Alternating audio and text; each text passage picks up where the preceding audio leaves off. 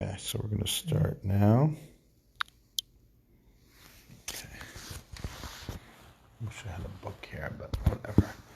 Okay, go ahead. You want something to lean on? No, that's not enough. Yeah. There's some books Set. over there. Pasach v'amar. You see where we're holding? Senator Anabino Sion. He wept and said. He wept and said, "O daughters of Zion, go out." Although it doesn't say here he wept anything.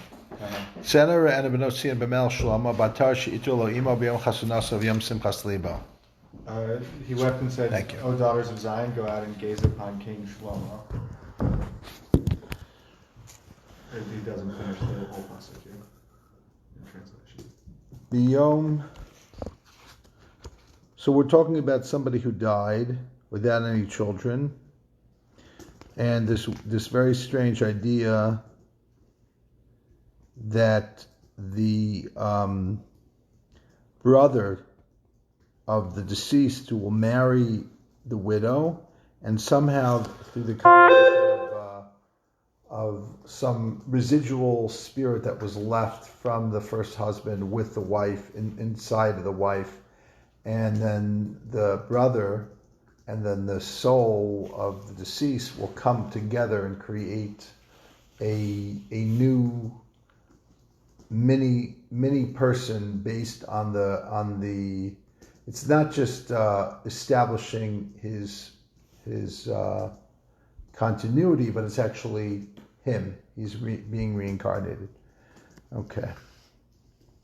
So we're now shifting slightly away from that, but it's we're into this concept of the father turning into the son, or the son turning into the father.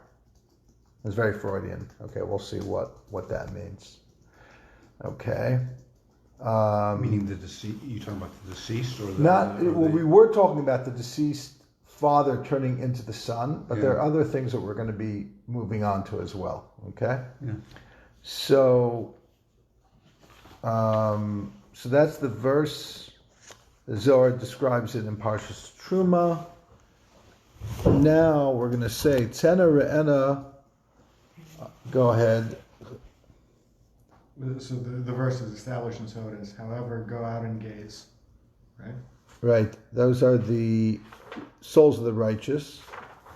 And Melech Shlomo is a certain level, a certain mechina that the Kabbalah is associated with the Sfirot of Zer Anpin, the emotional Sfirot. Okay. V'chiman yachol l'mechmei b'Melech Shlomo. Now, who can gaze at King Shlomo? Duhu Malka de Shlomo Dilei. Shlomo, the king who possesses Shlema. Peace. Okay. V'hasasim hu mikol chelo miromin dilaela. For he is concealed from all powers. Bahu asar de ayin lo rasa elokim zulascha. In the place that no eye has seen, O God, but you. Vat amart Senator Anabinosim Mel Shlomo, like question mark. And yet you say, O daughters of Zion, go out and gaze. In other words, King Solomon, everybody knows that King Solomon is the wisest of all men, but the Zohar is adding in other elements of his superiority in terms of this concept of nobody can see him. Who he is, meaning his inner level, so beyond that he's unknowable. And that verse is Ayin lo ra'asa Elokim zulascha is usually referring to, let's say, Eden, Gan Eden, right? We said there's Gan and there's Eden. Eden is the source of the Gan, it's higher than the Gan. Mm-hmm. And when we talk about Gan Eden, we're really only talking about the Gan. The Eden itself, nobody's seen that. Mm-hmm. So, there's other rabbinic kind of statements of what that's talking about, but the thing is that Ayin Lorata is here in the Zohar. It's referring to Solomon. That's somebody at the door. Turn it. Oh, just give me a little space. You're the doorman. You've got the skills. Oh, sorry. So.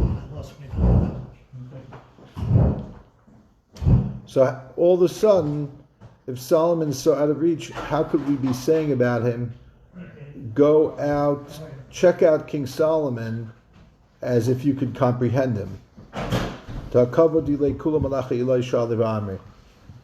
David. Right. Make it easy to find you. We're on the move. What? We're on the move. Sorry about our little. Can we do this? This is like a nice permanent place. Yeah. Can we get a regular gate here? Yeah, I hear you. We're on page. The Kabbalist calls. We're on page 44. That's about Of 44 of Satan. So further look at his glory. They all ask, what is the place of his glory? Right.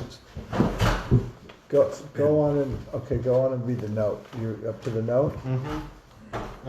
King Solomon symbolizes the masculine divine potency spanning the entire configuration of spheres from Bina or Chachma through Yesod, which is known as the world of the male. This potency contains or possesses Yesod, who is called peace, because he mediates between the right and left poles of the spheros, or because he unites Tiferes and Shekhinah. See Talmud Shabbos, where Rabbi Shimon, son of Carlebach, refers to the phallus as the peacemaker of the home. Since this masculine potency is concealed, how can the verse in Song of Songs tell the daughters of Zion to go out and gaze upon King Solomon? Furthermore, even the location of the divine glory is unknown to the angels who are compelled to ask where's the place of his glory. So how can anyone gaze upon the higher realms? Okay. So you all get that, right? Just reread it. So basically we're saying that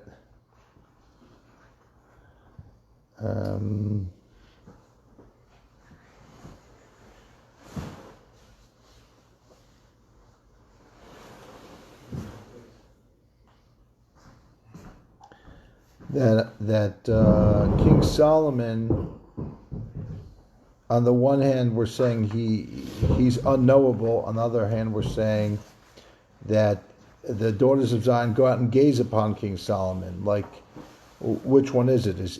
Can you figure him out, or can you not figure him out?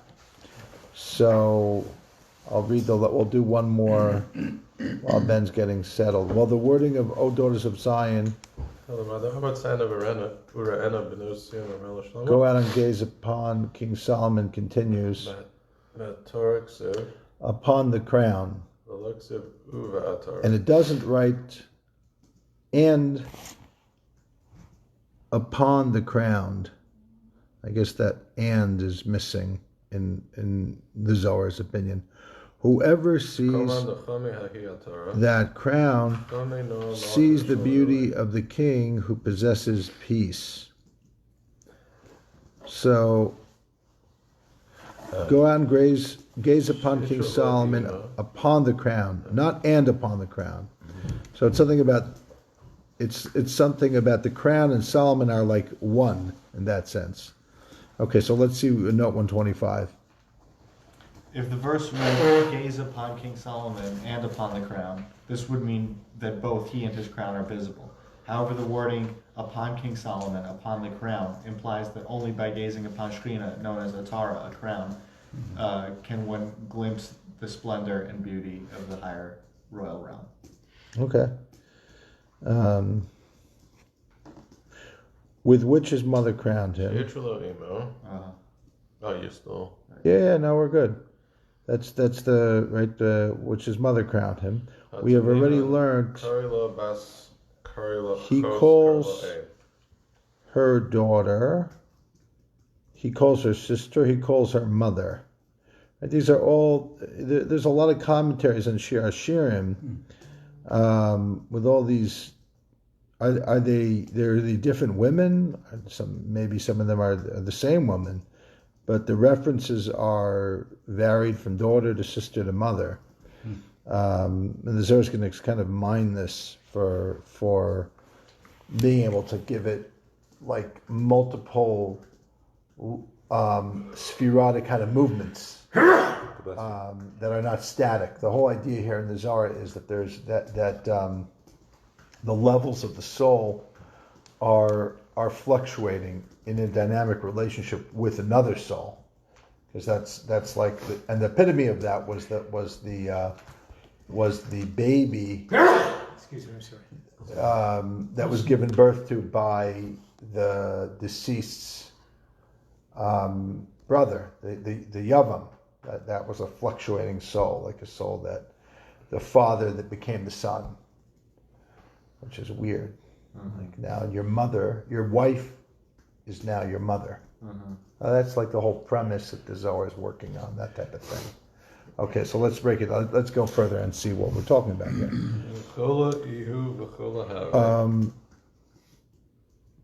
She is all of these. All are true.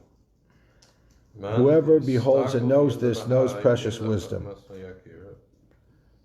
Okay, go ahead and read note 126. According to rabbinic tradition, God expresses his growing love for Israel by calling her each of these successively. See Shir Hashirim Rabbah on 3:11. Rabbi Shimon, son of Yochai, asked Rabbi Elazar, the son of Rabbi Yossi, perhaps you have heard from your father the meaning of upon the crown with which his mother crowned him. He replied, yes. He asked him, how did he explain it? He replied, like a king who had an only daughter whom he loved lavishly, calling her my daughter. He went on loving her until he called her my sister. He went on loving her until he called her my mother. So the Blessed Holy One loved Israel lavishly and called them my daughter. He then went on loving them until he called them my sister. He then went on loving them until he called them my mother. Rabbi Shimon, son of Yochai, stood and kissed him on the head, saying, if I have come just to hear this interpretation from your mouth, it is enough for me. The point of Rabbi Yossi's midrash is that God loved Israel more and more, addressing them successfully as his daughter, sister, and finally mother. Here the old man applies this interpretation to Shekhinah, who is known as the Assembly of Israel. She can be pictured as a divine daughter, sister, or even mother. The verse in Song of Songs now means, go out and gaze upon King Solomon, i.e. the divine male potency, upon the crown with which his mother, i.e. Shekhinah, crowned him. Shekhinah is both the crown and his mother. Whoever beholds and knows her perceives higher wisdom. The interchange of daughter, sister, and mother echoes the old man's conclusion above, which he soon elaborates. His former mate has become his mother, and his brother his father. Okay.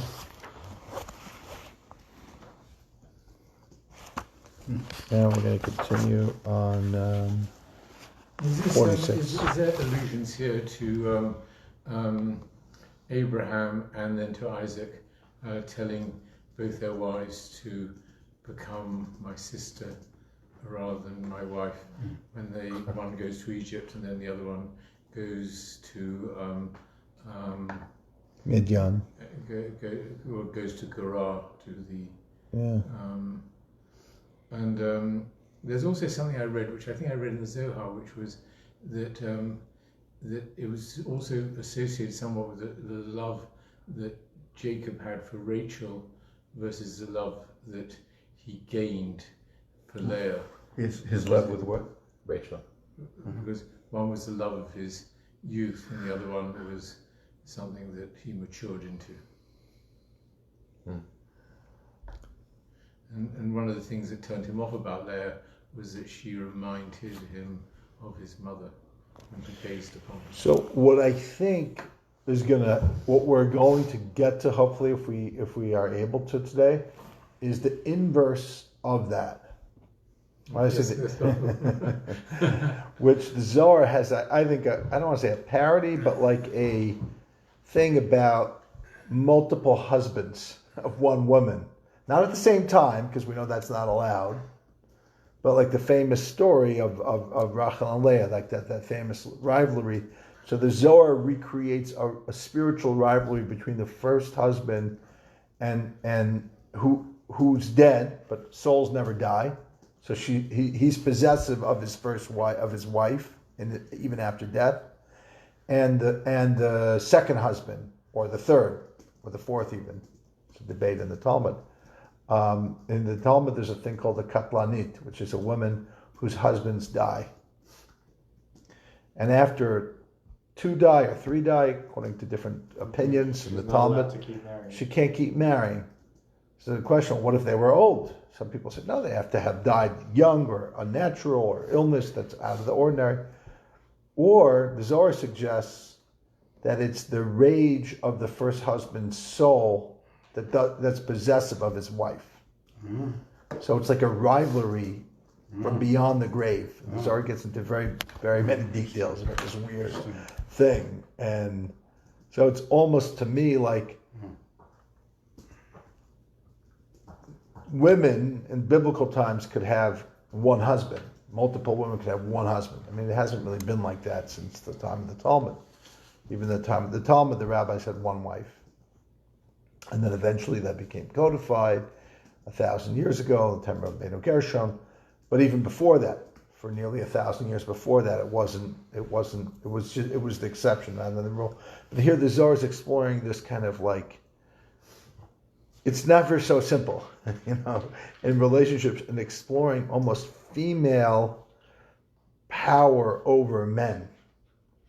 And somehow the woman is affected, creates this jealousy between husbands, and they don't even have to be alive. The first one's dead.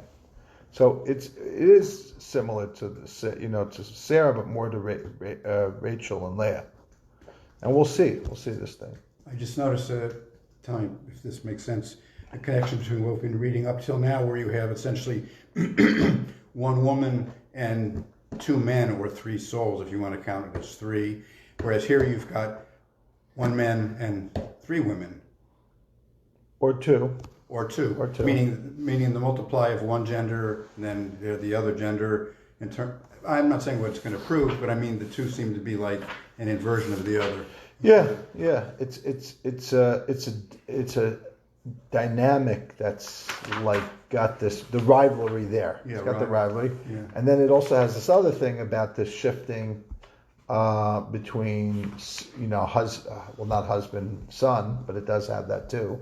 Husband son, father husband son, sister mother daughter that we just mentioned here. So let's go ahead a little bit because The three who are one. yeah. Where are you skipping to? No, we're not. Oh, yes. Now we're on page 46. Now what should I do? If I speak, this hidden mystery must not be revealed. If I do not speak, these worthy ones will be left orphan of this mystery. And that's always the fate of the Kabbalist, which is if he reveals something, it may not be the time to reveal, it might not be the place to reveal it. In the revelation of the secret itself, it lessens its power. Just to quote a little bit of Facebook wisdom that I saw today, because there's a lot of foolishness and a little bit of wisdom. There was somebody saying, when there's a lot of truth in this, but it's not always true, obviously. When there's something that you're in the middle of doing that you haven't quite yet done, be careful not to tell people about it, because it'll somehow take the energy away from it. That's not always the case, obviously, but sometimes you're developing something in your head still, and you don't even know what it is that you're doing, and you start talking to people. But obviously, you may need to talk to people because you need to work with other people on it. But other times, you just feel like the need to share, and sometimes that sharing may undermine this thing that you're doing. You don't need to share it yet. It's not yet right the time to share. Anyway, let's. But that's this concept of when do you reveal the mystery? Meaning, by revealing it, are you somehow losing something? Or on the other hand, if you don't reveal it, is it a missed opportunity? And the people who don't know this insight are left orphans. Okay. The old man fell on his face, and he said, that's a verse in Psalms, we say it before we go to sleep. Into your hands I entrust my spirit, you redeem me, Yud-Ke Vav-Ke, God of truth. That's like a bedtime thing that you basically allow God to receive your soul. when you're going to be asleep. Very powerful statement. A vessel that was below. How has it come to be above? Again, this is the father-son thing. Her husband who was above. How has he been transformed into being below? Now, meaning a husband is allegedly, I say allegedly, supposed to be above the rank of the wife in that time.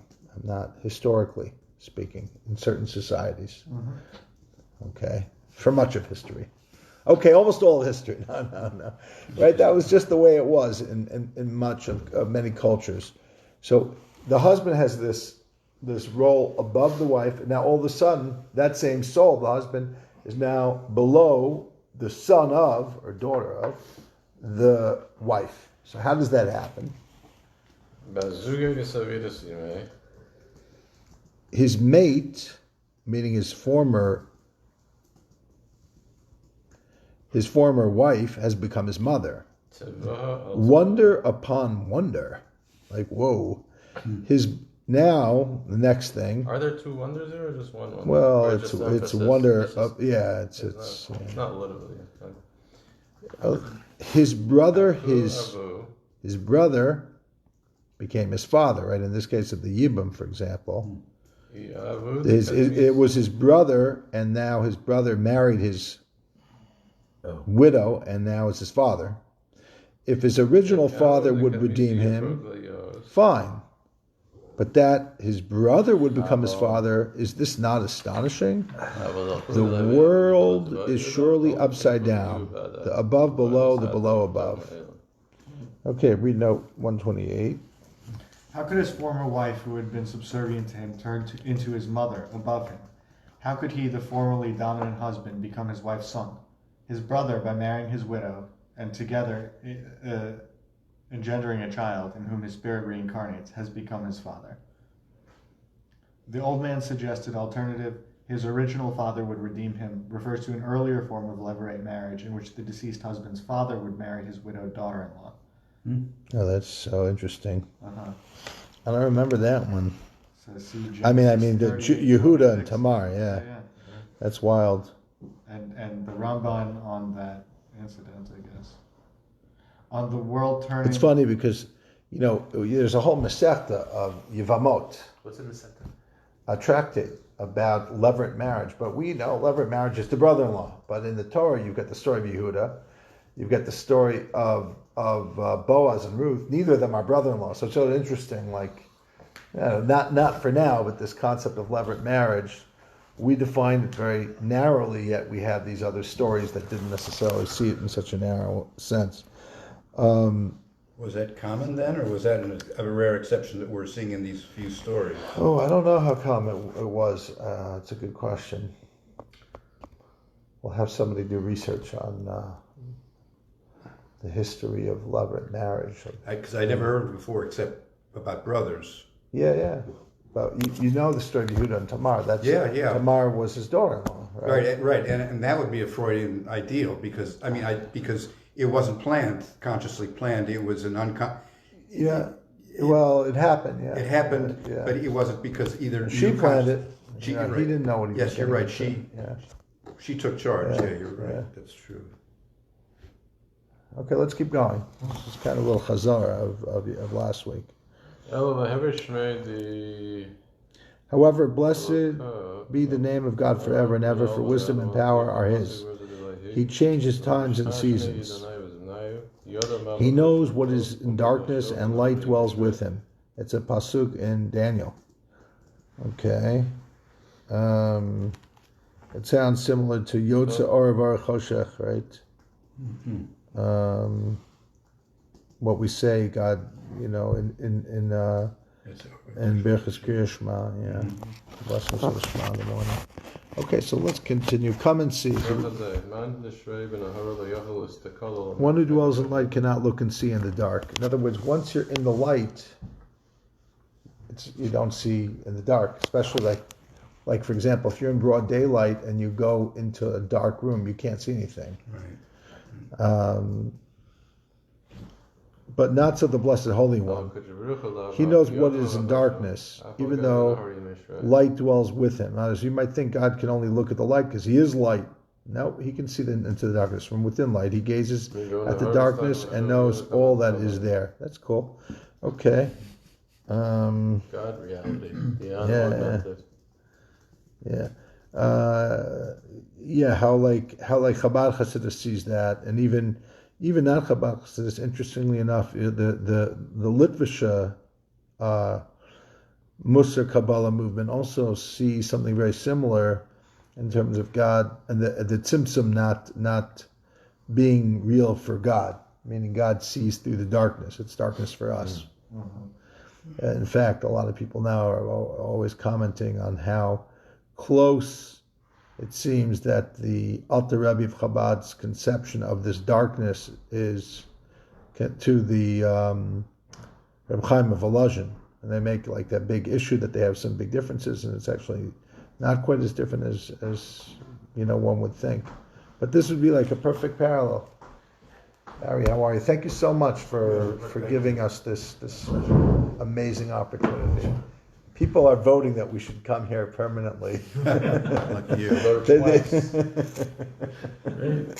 on. So far, you have the veto, but no. So we're learning this great section of Zohar on the soul. We're talking about the Levirate marriage, a Yibum, where the brother of the deceased has a child with his sister-in-law, and it's actually, according to the Zohar, is the reincarnation of his brother. So what's going on is like the father becomes the son, and the wife becomes, who was his wife, is now his mother. So it's a strange Zohar. Anyway, yeah, it's some wild stuff. We're all gonna get arrested after tonight. Yeah. There's a lot of very Freudian things in it. Sure. So, okay, we should first introduce something said by the ancients in regards to nighttime visions. For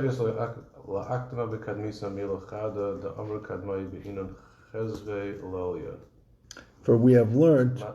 Okay, now you came in for the weirdest part. It wasn't quite as weird yet, but this is going to get very weird. One who cohabits with his mother in a dream will attain understanding.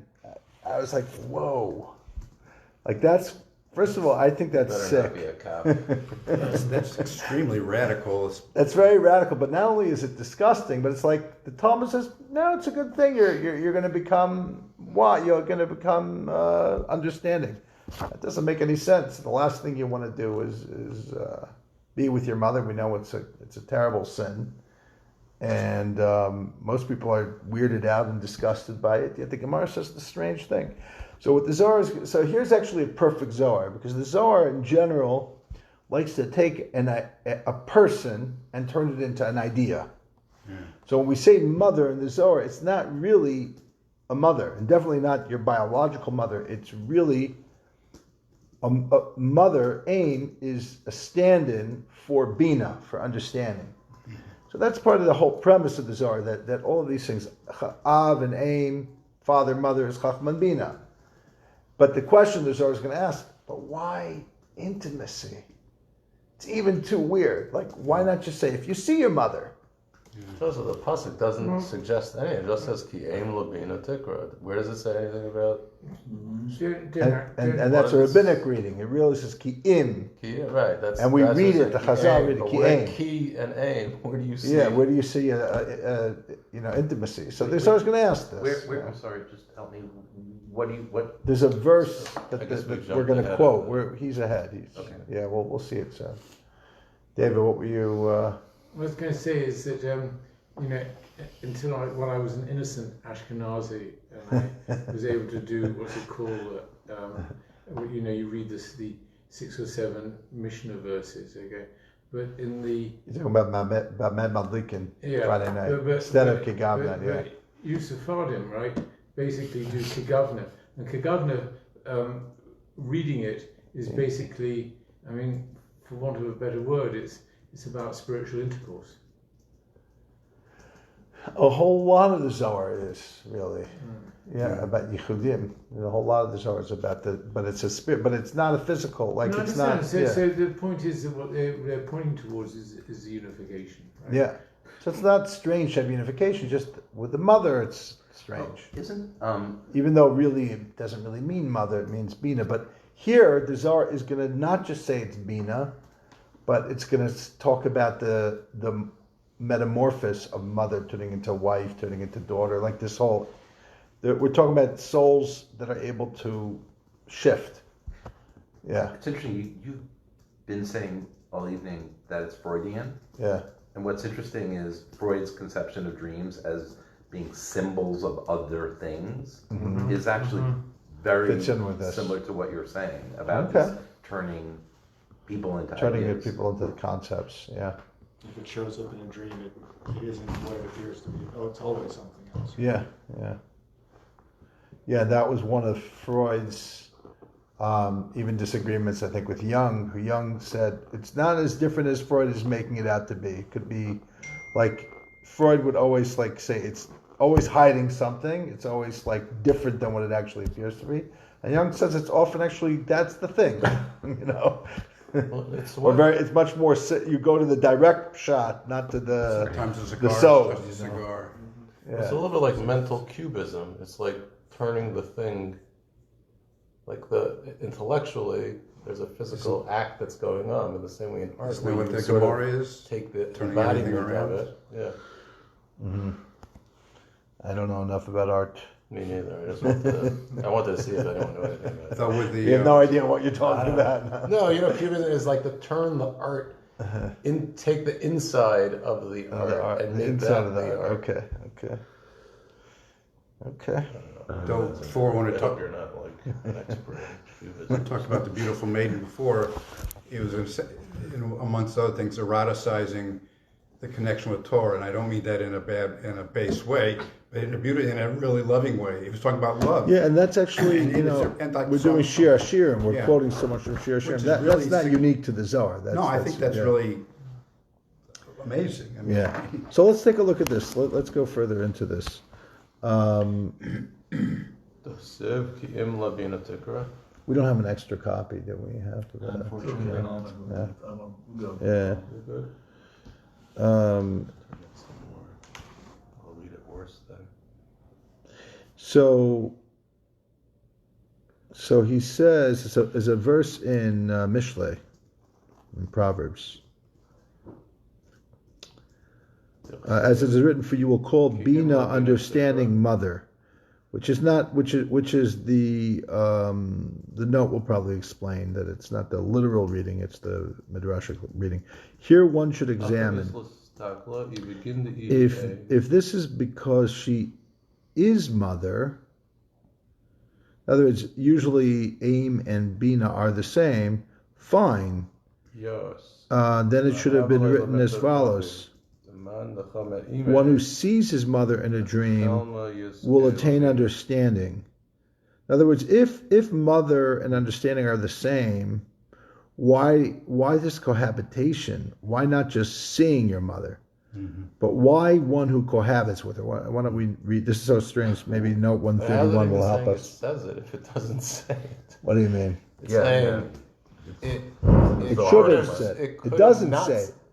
It doesn't say see your mother. It says to cohabit. So the question is Right, why but I'm saying, doesn't where it does say? it say cohabit? It does say it in the Brachos. Gemara. The Gemara. The old man paraphrases weird a Gemara. rabbinic statement about dreams from Brachos 57a. By the way, there's all these crazy Gemara. Like I don't even remember. I don't want to misquote the Gemara, but it's like if you're sleeping with somebody else's wife in your dreams, you're gonna get like his portion of the world to come or something like that. Some crazy thing. Like don't quote me on that because I'm probably wrong, but it's something weird. Which like these are all terrible things, and yet the Gemara is like giving shvach.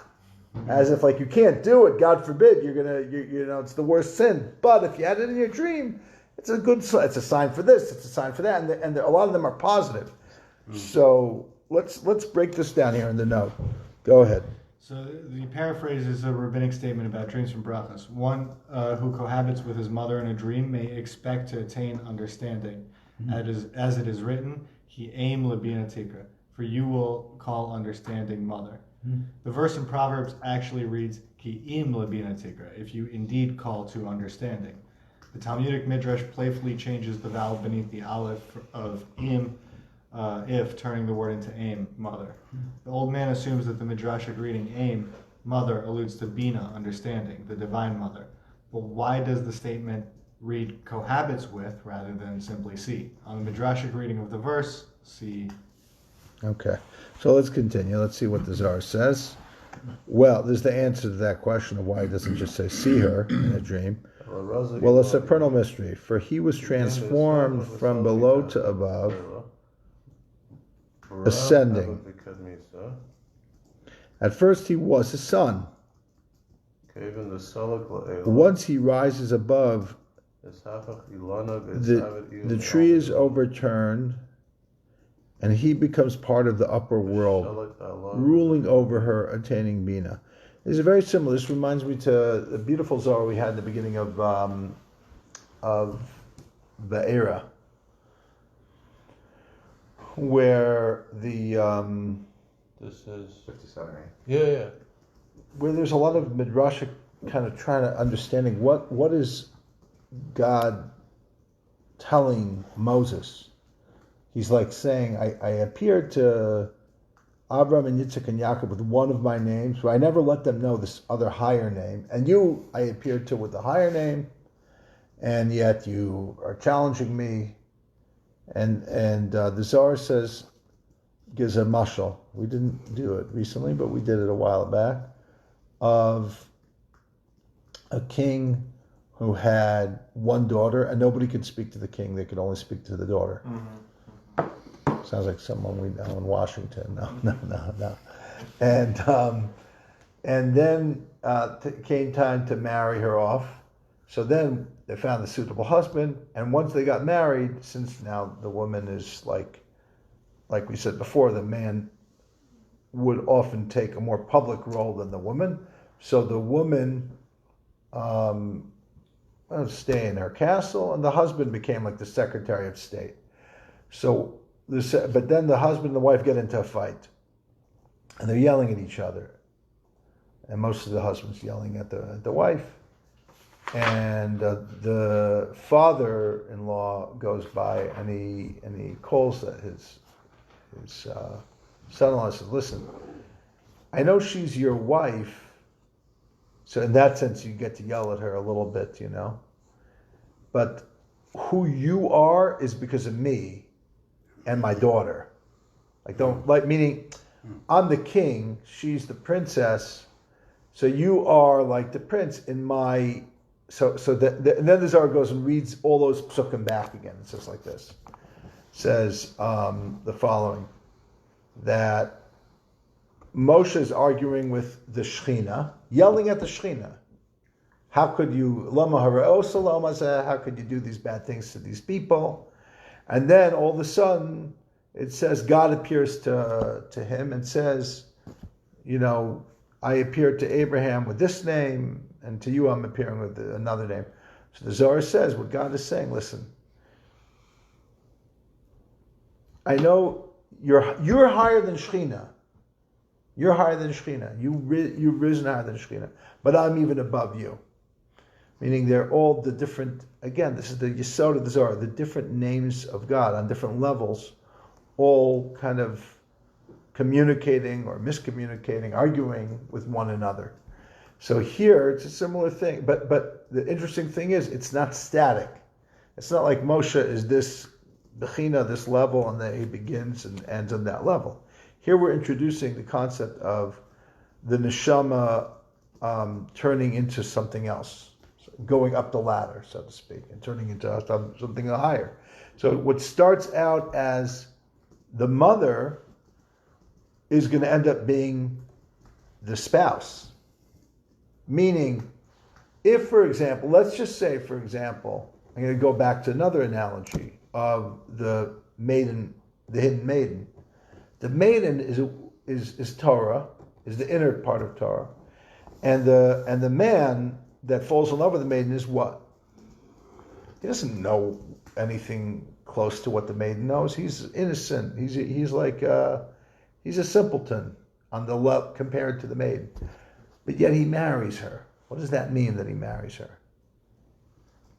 What does that mean? The Zohar explains what it means. He becomes her master, meaning he becomes her Baal. He becomes a master of Torah. Meaning, it's like imagine somebody approaches Torah, and it's like it's totally beyond him, and he falls in love with it, and then he spends his life learning, and then he becomes Moshe Feinstein, right? Yeah. He becomes the master of the Torah. You understand? So the same child, the same innocent kid, so to speak, who fell in love with the maiden, who knew who is Torah, becomes the master of Torah when he masters Torah. So you understand, it's not static here. That's the main thing the Zohar is teaching us. You don't have to stay in the same place. You have to move. It's a great like wedding speech, a great bar mitzvah speech. Like you don't like wherever you are now. Don't stay here. You have to keep growing. That's how like a wife and mother fit together. You're going to get to the level where your mother is going to become your wife. Maybe this is not a great bar mitzvah speech, But by the way, that's why I think there's a lot of problems in relationship with parents. The mother or father is used to the child being the child. What happens when the child knows as much or much more than the parent? Mm-hmm. What happens when the child becomes more mature than a parent? And the parent wants to continuously run that thing like, I'm the one who knows, I'm going to tell you. But what if it's not true anymore? Yeah. Practically, physically, sort of that happens too. Kids become, and then it's like the kids and then they the become the caregivers for That's an interesting thing, but it never really changes the mindset of a parent. Doesn't say, my son or my daughter knows more than I do. It's just it's a hard, Anyway, let's continue. Okay. I think they call it upships or something like that, like mentorship. Oh yeah. Upward. Yeah.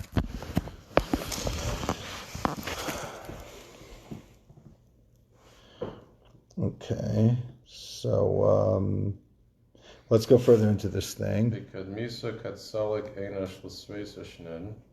At first, when a man reaches 13 years, what is written?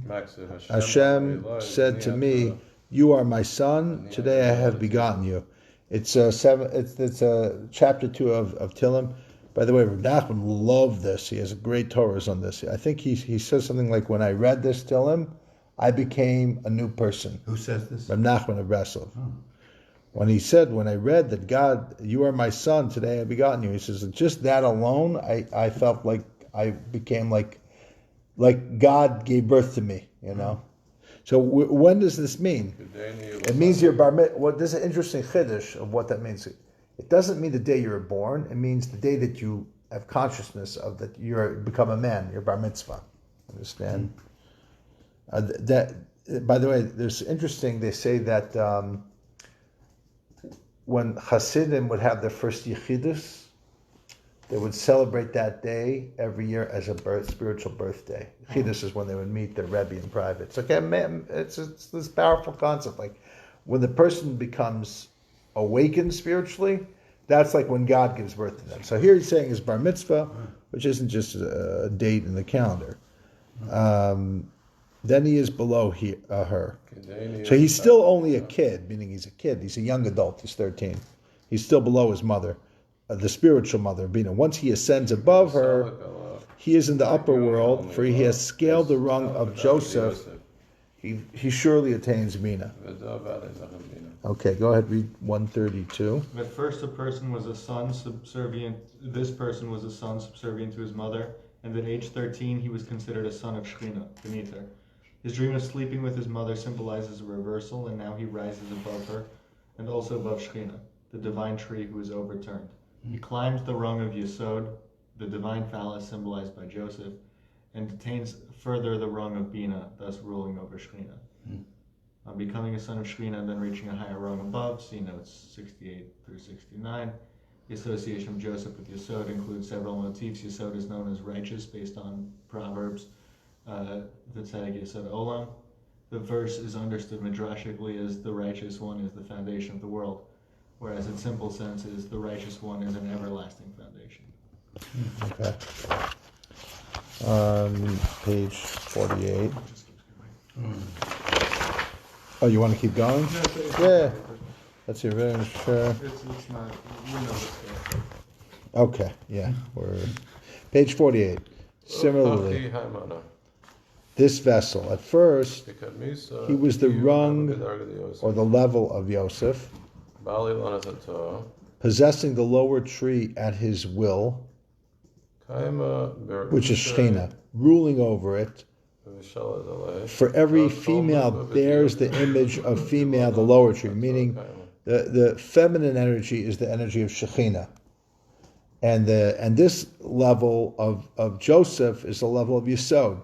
So it's higher on the spherotic diagram, so to speak. And therefore, again, it's sexist. We don't understand what it means, but that's what it says. Maybe we do understand what it means, but we can't talk about it today. It's in today's climate. Well, there's this repeated, you have to be a comedian to be able to talk about these things, you know. A couple of pages ago about how everything's upside down. So. But definitely in the future, Eishes Chayal Teres Baila, the women are gonna, the Shekhinah is gonna be turned around, and she's gonna become the crown and higher than the masculine. So we know that, and we know I think we're heading in that direction because the women are making it very clear that that's the way it's gonna be. So okay, but be that as it may, in this old school thought, you have this concept of the levels of Yesod is above Shekhinah. Since he did not wish to occupy the rung of Joseph, now this person wasn't enough for him to be connected with Yesod, and did not endure to perform with it and increase. Oh no. He, not that he wanted to go higher, he just didn't do it. We're talking about this guy who didn't have any children. So the understanding is that it's not that he didn't have any because he couldn't, but the understanding is that he couldn't care. He didn't want to have children for some reason. That's a very fascinating sort of explanation of So he's saying. So what he's saying, yeah, exactly. He's saying not, but it's not because we're thinking biological, which is true on some. The halacha is if you don't have biological children, you have this whole mitzvah of yibum, right? But here it's saying he didn't want to be associated with Yesod, meaning with the spiritual concept of Pruruvu. For whatever reason, he didn't have that inclination or desire. So because of that, he didn't have children. And then the question is, what happens? What happens next? He didn't do this mitzvah. So he didn't generate offsprings. He then descends below, and she becomes his mother. So now, because he didn't have children, he reverts back to a lower state, and his wife becomes the level of his mother. And that Redeemer obtains the inheritance of Joseph. Now, who's the Redeemer? His brother. His brother becomes the new Yesod, which he himself had previously inherited and descended. Okay, note 133. Similarly with the widow, when her husband was still alive, two of them represented the Sephirotic couple, and their union below stimulated the divine union above. Further, by occupying the rung of Yesod, symbolized by Joseph, the husband dominated both his wife and the divine wife, Shekhinah, the lower tree. However, since he failed to perform with the phallus and engender a new life, he descends by reincarnating as the son of his widow and his brother. His former wife now assumes the superior role of mother, while his brother, the Redeemer, inherits from him not only the role of husband, but of the divine husband, Yesod. Okay. Shekhinah is the... Yeah. Okay, interesting stuff. Once he descends, there he is fulfilled in him. Havaya said to me, that pasuk again, you are my son, today I've begotten you. Right? Wow. So he becomes reborn. The tree is turned upside down. Where it has been below him, dominated by him, instead the tree dominates him. He's the bottom of the tree, basically. So he was higher on a higher rung. Now it's turned over. So like if you're on the top, now you're on the bottom. Or he wasn't on the top, but he was closer. He was higher up, and now he's lower down. And he descends. Once he descends, the one inheriting the site of Yesod, of Yosef, is called his father. And he really is his father, meaning his brother becomes his father. All is arranged fittingly. At first he belonged to the world of the male, but he was uprooted from there and now belongs to the world of the female. There's an interesting parallel to this that says that Abraham, I don't remember if it was Abraham, no, Yitzchak, Right. that the reason why Yitzchak couldn't give birth as a father is because he was a female soul. Mm-hmm. Interesting. Yitzchak, yeah. Anyways, well, just a side note, but let's continue. Whereas he has ruled over her, now she rules over him, and he again belongs to the world of the female. Therefore, he has no mate at all. And no proclamation is made for him regarding a female, for he is reverted to world of the female. It's interesting. In other words, usually there's a proclamation when a person is born, 40 days before a person is born. There's a bas kol, a heavenly voice decree that says, bas ploni l'ploni, the daughter of so-and-so is going to be with so-and-so. It's like soulmates. It's like preordained. But not this person, because he has a feminine soul. And because his soulmate is going to be his mother now. Yeah, which is inappropriate. Right. You can't actually marry your mother, even though she was your wife in the past lifetime. Yeah, doesn't work like that. She was really my wife. Why, if it was actually a nukva, couldn't it have a basug? Like if it was a male, so then maybe the problem is that it's a male female. Reincarnated as a girl.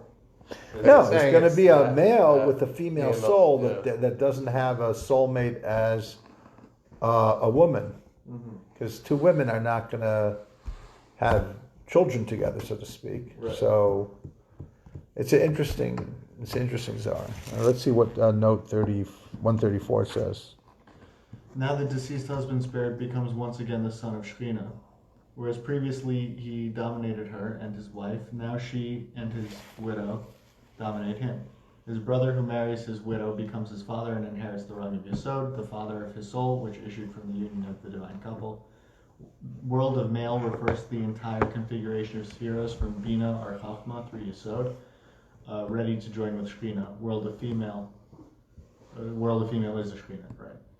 Whereas normally before birth a proclamation is made in heaven concerning the future mate of the fetus. In this case, the widow's fetus has no mate, since his soul's former mate has become his mother, and he himself has returned. I think some people can't find a mate because they already have their mother.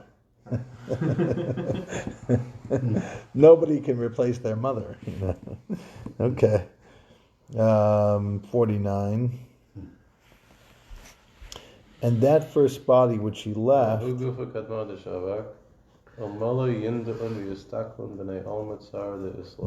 inhabitants of the world only knew and considered the pain it suffers,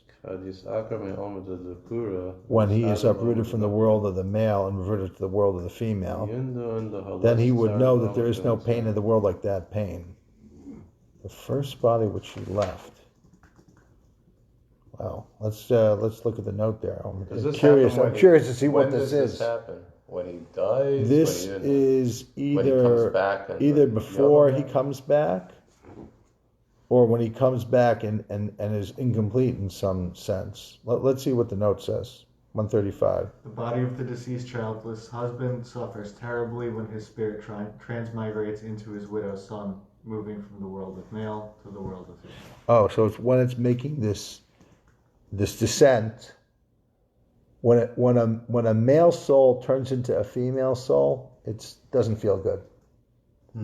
It's like something is like off. Tree. Yeah. So is this a critique of this tradition of having your brother marry your widow? Is it kind of saying this No, doesn't work out well, Danny Matt speculates that it's a parody of Yibum. Yibum refers to this? To this, like that it is like a parody in a sense of how it uses all of that. It's a very complicated section of the Talmud. It's one of the few there's only like 2 sections of the Talmud that I just like can't really fully get. I'm not committed to getting them either. And one of them is a few intricate sections of Yevamos. Some people are like, they spend years of this happy, like, I know Yevamos. I'm like, no, I don't know Yevamos. And I'm probably not going to die without knowing it. So, God forbid. So there is a Danny Matt mention. I think he might mention in a note. He actually told me this, that this is like a parody when he was writing. I actually I met him when he was working. The first time I met him in his home many years ago, and he was working on Saba Demishpatim. So it wasn't yet a volume yet, I don't think. And he told me this thing about this parody thing, and then he also told me that maybe, I don't remember if it was Saba Demishpatim or which one it was. It's like after I did that, it's just everything became easier afterwards. I don't know if it was this thing or something else. Anyway, let's continue. Basug Laslate Halokaima Baasa de Lachura. So he has no mate since he does not occupy the realm of the male. No proclamation is made regarding a female, since he belongs to the world of the female. And if he does not have a mate, by supplication he encounters a female who until now has no mate. So who does he get? Who can a person with no mate get? Person with no mate. Another person with no mate. It doesn't talk about why the woman has no basug. So wow, it's pretty cool that there are people who don't have a basug, but that doesn't mean it's all hopeless. There could be another person without a basug that they could meet. What's the problem with that? I think it reminds me of the Gemara that says that there's 2 types of relationships. One's a basug and one isn't. And the problem is, if it's not a basug, is hakol lefi ma'asav. Your relationship is all. It literally means whether you're worthy of one another. But I think it has the element of a transactional relationship, meaning you're not just like this is your person, and that's it. Yeah, you'll have fights, but it's it's almost like that's what hakol lefi ma'asav means. It's based on whether you're worthy of that person. Well, who's worthy of anyone? You have to constantly prove yourself to them. It's a constant battle to be worthy for somebody else. I don't know if that makes sense because one of them is mateable, but if 2 people are mateless, if 2 people are mateless, meaning they're not mated, they're just together. So what brings them together, since they're not essentially one? They have to keep working. It's like a constant struggle. And the truth is, we all have an element of both of these, batzug and non-batzug at the same time. Batzug means a preordained mate. Preordained. Right? Yeah, the bashert. The bashert is a concept already in the Gemara that the Zohar is also very much, on the, I don't want to say on the same page with, but takes it and does its own thing with. Yeah. Okay, how are we doing on time? What time are we? It's 9:45. 9:45. Okay, so we have 10 more minutes. Okay. Of this is written, if the daughter of a priest becomes a widow or divorced, having no seed, and she returns to her father's house as in her youth. If the daughter of a priest, we have already established a matter. In other words, when could she eat truma? Only if she goes back to her father's house. If she's still married to a non-Kohen, she can't eat these things. A widow. Now he's translating. What does a widow mean?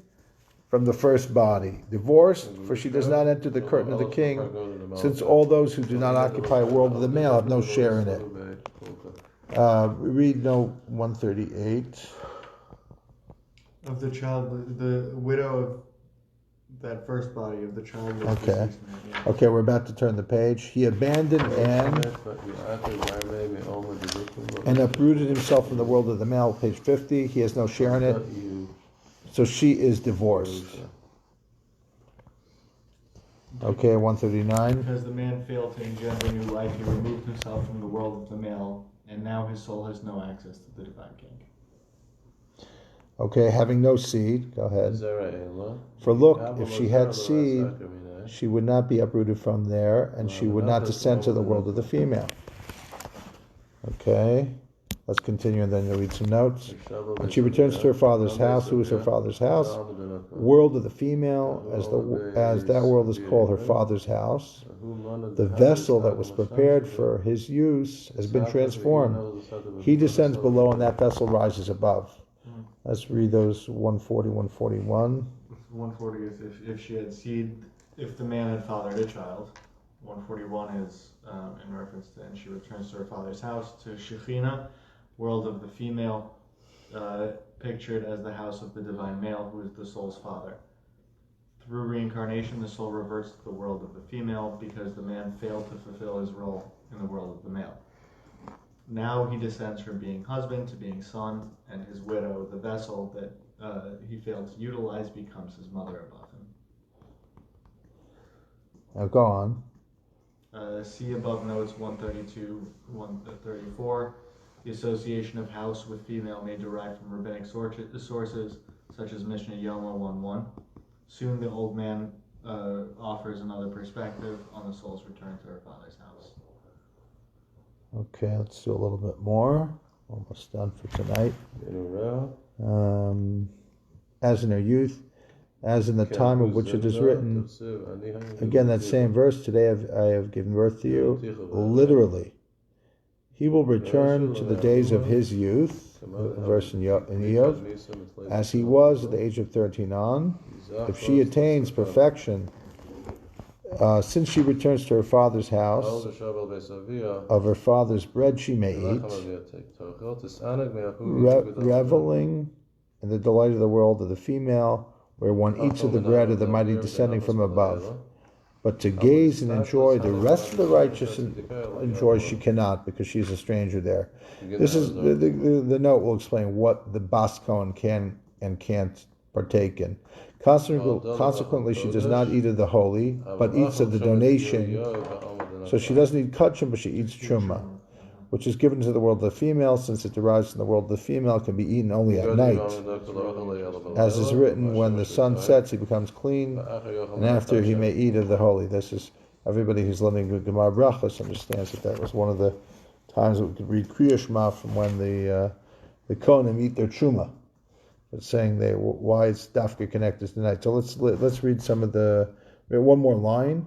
Whereas the holy derived from the world of the male can be eaten only by day. Let's read some of the notes. 144 or 145, 143. 143. If she attains perfection, if she is reincarnated as the widow's son and he grows up to father a child, then after he dies, she will enjoy the delights of Shekhinah, tasting the manna that flows from above. Bread of the mighty refers to manna based on Psalms 78:25, recounting Israel's wandering in the desert. Man ate the bread of the mighty. In this verse, mighty may refer to the angels who, according to rabbinic sources, are sustained by Shekhinah. And then 144. Yeah. But to gaze and enjoy it. The soul, however, cannot partake of higher delights in the world of the male deriving from Chachma, who is known as holy, because she is confined to the world of female. No stranger shall eat of the holy. Instead, she partakes of teruma, raised donation given to the priest, or here to Shekhinah and by her to the soul. Shekhinah is associated with night, so the donation can be eaten only then, as indicated by the verse in Leviticus. According to a priest who is ritually impure and must immerse himself in water. When the sun sets, he becomes clean, after he may eat of the holy. According to rabbinic tradition, the phrase of the holy refers specifically to this donation and not all that is holy, but rather of the holy. See Yevamos. We're getting up to the even really crazier part, which I feel that we're not going to be able to do tonight. There's the part about the woman who gets is widowed and gets remarried, and the soul of the first husband fights it out with the second husband, and that's a very crazy Zohar. It's a weird one. We'll do it next week, God willing. So why don't we just call it a night for now? I have like Yeah, or one. you can ask some questions. I have one basic Yeah, kind of thing that is baffling me. yeah. So, and let me try to express this. Taking me a second. So, you're saying this thing about the Zohar is it takes people, but they're not really people. They're concepts or ideas, right? And there's this concept of male and female as it runs through the Sephardic, and even there's this example of a man whose soul lives in the world of the female, right? Yeah. But we seem to kind of then very quickly jump to, well, women and men biologically represent those same things.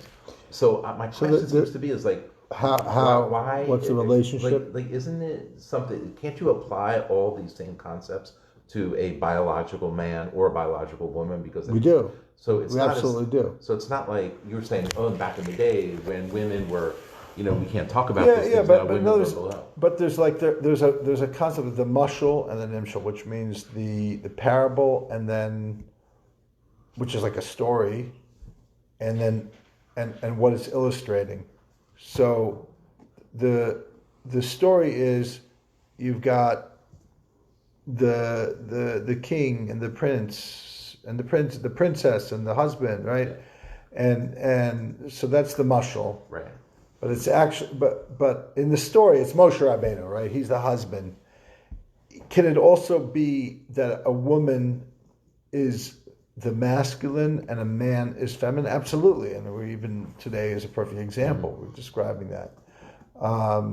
But because we're going in and out of these like analogies, right. whether it's the actual halach, that's what's so fascinating about something like the Zohar. It's interfacing with the Chumash and the Tanakh overall, the Gemara, these things, and other things like gender things. It's a fascinating thing. A lot of people interested in gender find something like the Zohar fascinating. Despite it being written by men, it's still very open to whether it's gender fluidity. I don't know. I'm not keeping up with the best of gender studies, so but what you just said is very helpful. My cousin asked my kids give me a hard time about it. My cousin asked me if God is male, and No. I told him God is gender fluid, and he thought I was joking, but I wasn't joking. Yeah. But God is fluid or gender encompassing. Well, sometimes God is behaving in relation to humanity as male, and sometimes as female, so it's fluid. It's There is sort gender of like fluid. post-gender. It's gender fluid on some sense, and then maybe on another level, you could say it's post-gender, but not in the Zohar. The Zohar, it's not post-gender. It's just gender is not biological gender. It's not defined. You're right. It's not defined by biology. But we still use the mushal. We use the story, so we're going to be referencing lots of stories that have a man as a stand-in for the masculine versus the feminine. It doesn't mean it always has to fit the part. The story has to fit the part. But I appreciate that. But isn't it like it's like a parent? Yeah, there's a mother, there's a father, but in a way, what a parent really is a parent. So God, like it's clear that there's more than physiology behind gender. But God was the creator of this physiology that goes beyond just the physical element. So God is kind of like a hovering. He created this taxonomy, so he's kind of like on top of the taxonomy. He's not limited by that. That's how he taxonomized. But he's like QuickBooks. So he's not like a cell within the Excel spreadsheet. Yeah. Like there's a modern there's a contemporary Kabbalist he's the operating system in Israel who keeps saying, the basic thing is what you're saying is not even gender fluidity. It's I don't want to say transgender. It's the wrong word. It transcends gender. That's what I meant by post-gender. It transcends gender. It's pre-gender, so it's therefore post-gender. Because he's paramount to gender. So that's definitely an option in Kabbalah as well. But that's not this. The Zohar is more associated with the sphirot. It's very spherotic. and not just like with this like jumping up all the way always to Atik or to Keter, where it could be post gender, With a beard. post gender with a beard, but that doesn't mean I have one other thing, yeah. which is, and I don't. That's not a point. It's just anecdote sharing. I think. So this idea about you were saying earlier, parents don't want to say the kids know more than they do, right? Correct. Generally. So when we put my dog down this weekend, right? Yeah. And it was a really sad thing, but I was there, my wife was there, my 3 kids were there. Everyone came back. Everyone came for this, and we're all with our dog when the dog, passed on. And I was really. How come you didn't call me to do like a little funeral service or something? I just expected you to know, all right? So I was really deeply upset, and I kind of was something I never did in front of my kids. I was just like crying. Yeah. And my oldest son, who's 31, I guess at this now, he came to me and he put his arm around me and he was rubbing my shoulder like this, He was consoling you. He was consoling me. Yeah. And I felt like the father-son thing was inverted. And at first I was like, You didn't feel. at first I had like a kind of right, yeah. like a recoil a little Yeah. tiny bit, but then I just said, you know what? I'm just Go with it. Yeah. And I felt it when you're talking about that, how you move from those different relationships. I kind of felt that was something that I experienced. I don't know if it's the same thing, but it reminded me of that. Yeah. Well, thank you. I'm sorry about the dog. It's all should have an elevation. The dogs are all heart. Although I'm working on a little like bit where if only the dogs could talk, you wouldn't necessarily you wouldn't love them as much if they could share. Absolutely. And the other thing I was looking at It's this. like what they're really saying, but you can't hear. You don't know what they're saying. We should do a bit. I realized this in the gym today. Asian people, I was like, if you're shy and you're like, how are you shy? A shy Asian person or like a shy Israeli, do all different nationalities. Doesn't exist. These rough languages where clearly there's a continuum of the very social loud person and the really docile shy person, but they're all so loud. I couldn't tell. They were meek people, whatever. They were doing their makeup in the locker room, for God's sake, right? I think you gotta workshop that. Workshop it? Whatever that is. Workshop it. Yeah. Workshop it. I'm not the comedian, the rabbi is. You're the I'm rabbi. not. But it would be a riot to sort of this is the joke. Oh. Yeah. I thought that the comedian you